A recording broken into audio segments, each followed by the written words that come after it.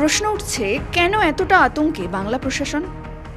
Doctor রজত শুভ্র ব্যানার্জি একজন প্রাক্তন খ্যাতনামা চিকিৎসক, যিনি দীর্ঘদিন ইংল্যান্ডে কাজ করেছেন।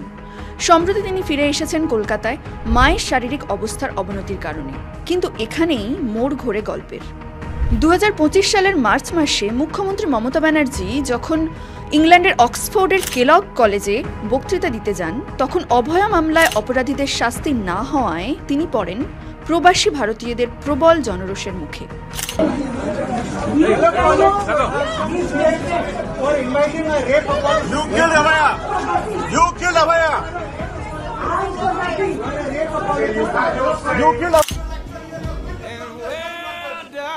Did he don't bother anybody?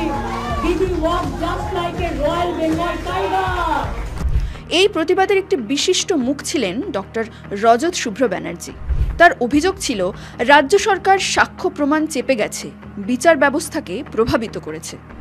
আজ সেই মানুষটি যখন একসময় নির্যাতিতার পাশে দাঁড়িয়েছিলেন, তাকেই যেন বাংলার প্রশাসন বিপদের চোখে দেখছে।